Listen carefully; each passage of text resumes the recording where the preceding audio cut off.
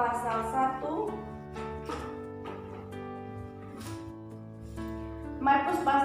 ayatnya yang ke-40, pasal 1 ayat yang ke-40 sampai ayat yang ke-45. Markus pasal 1 ayat yang ke-40 sampai ayat yang ke-45.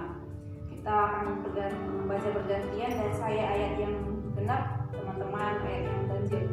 Di bawah perikop, Yesus menyembuhkan seorang yang sakit kusta. Seorang yang sakit kusta datang kepada Yesus dan sambil berlutut di hadapannya, ia memohon bantuannya, katanya, Kalau engkau mau, engkau dapat mentahirkan aku.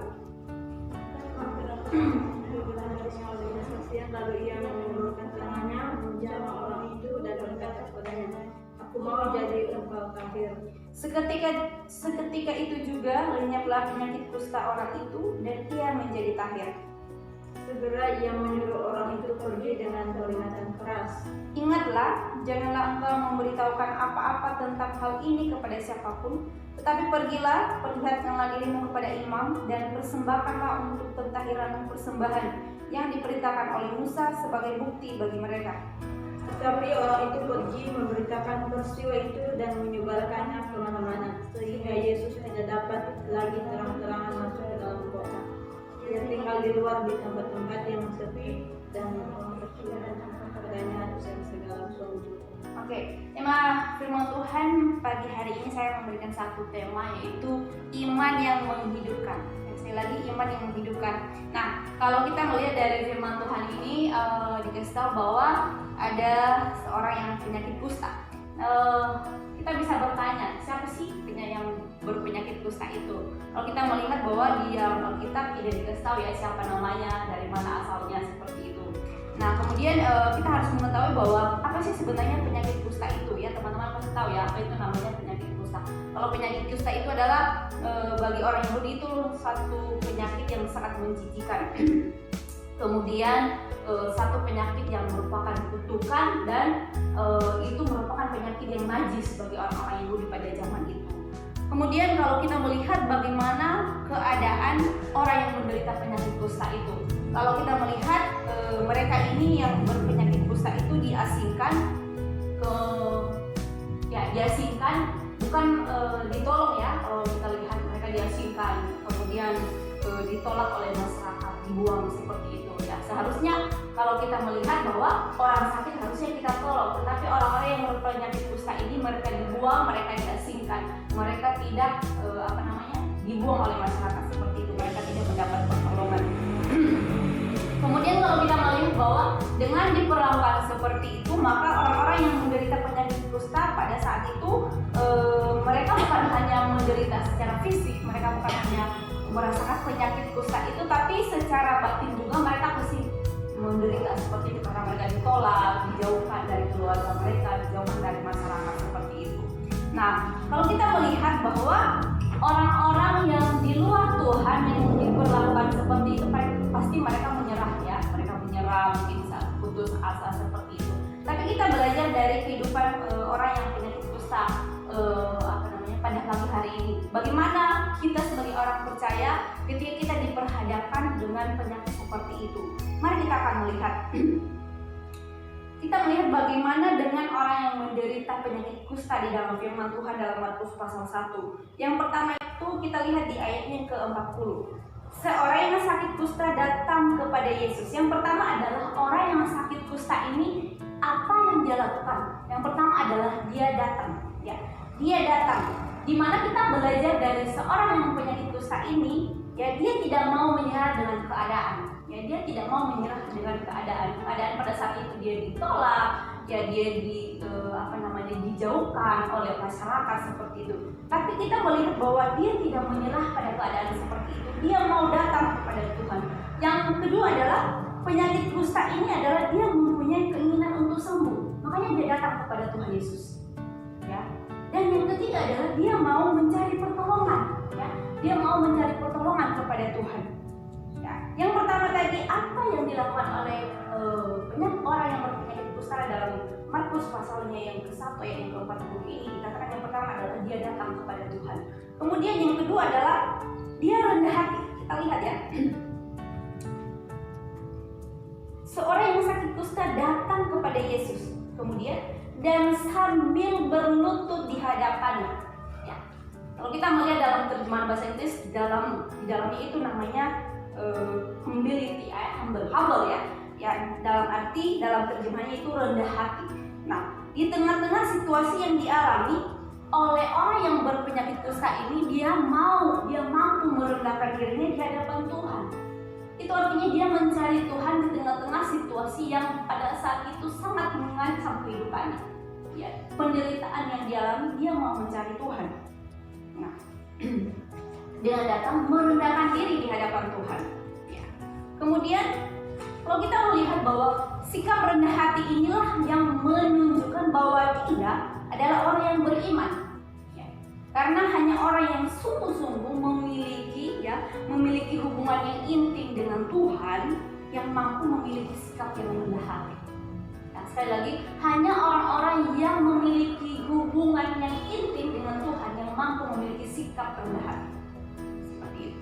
Dan kita melihat bahwa orang yang rendah hati adalah orang-orang yang mampu menerima, ya, orang-orang yang mampu menerima, ya, masukan, menerima suatu teguran, menerima suatu nasihat, dan mampu memperbaiki dirinya dari setiap kesalahannya. Jadi kita melihat dari kehidupan orang penyakit kusta ini, dia mampu merendahkan dirinya kepada Tuhan, meskipun pada saat itu dia ditolak, ya, dia diasingkan, dia tidak mau orang berdekatan dengan dia. Itu satu hal yang membuat dia sakit hati seperti itu. Tetapi dia mau datang kepada Tuhan, dia merendahkan diri kepada Tuhan. Nah, kemudian kalau dia tadi yang pertama dia datang, kemudian dia memiliki sikap rendah hati, dan yang ketiga adalah kita lihat dia berlutut di hadapannya, kemudian ia memohon bantuannya. Katanya, kalau engkau mau, engkau dapat mentahirkan aku. Sikap dari seorang yang berpenyakit kusta pada pagi hari ini kita belajar yang pertama tadi, dia datang kepada Tuhan, kemudian dia punya sikap kerendahan hati, dan yang ketiga adalah dia punya sikap memohon. Artinya bahwa ini merupakan sikapnya bagaimana dia mengandalkan Tuhan dalam hidupnya. Dia berharap kepada Tuhan bahwa Tuhan mampu menyembuhkan penyakitnya. Teman-teman, kita melihat apa ketika seorang yang berpenyakit kusta menunjukkan sikap datang kepada Tuhan, dia memiliki sikap rendah hati, kemudian dia datang memohon belas kasihan Tuhan. Apa yang menjadi respon daripada Tuhan Yesus? Ya, yang pertama adalah kita melihat di ayat yang ke-41, maka tergeraklah hatinya oleh belas kasihan. Lalu ia mengulurkan tangannya, menjamah orang itu dan berkata kepadanya, aku mau, jadilah engkau tahir. Jadi di sini kita melihat bahwa orang yang berpenyakit kusta ini mendapat belas kasihan Tuhan. Nah, belas kasihan Tuhan inilah yang mampu mengangkat orang yang berpenyakit kusta ini dari penderitaan yang dia alami. Belas kasihan Tuhan Yesus inilah yang mengangkat orang yang berpenyakit kusta ini dari penderitaan yang dia alami. Kemudian kita melihat bahwa Tuhan sendiri melihat keinginan dan kerinduan dari orang yang berpenyakit kusta itu. Dengan apa? Dia datang kepada Tuhan. Coba kalau dia tidak datang, dia pasti tidak akan mendapat belas kasihan Tuhan. Coba saja dia tinggal di rumah karena waktu itu dia diasingkan, dia pasti tidak akan mendapat belas kasihan Tuhan. Ya, dan kita melihat bahwa Tuhan Yesus bukan hanya menyembuhkan penyakit kusta secara fisiknya, dia sembuh, tetapi pada saat yang sama juga Tuhan Yesus itu memulihkan batin orang yang berpenyakit kusta itu. Karena dia sembuh, otomatis ketika dia sembuh maka masyarakat mampu menerima dia kembali, dan batinnya juga dipulihkan oleh Tuhan. Itu luar biasa.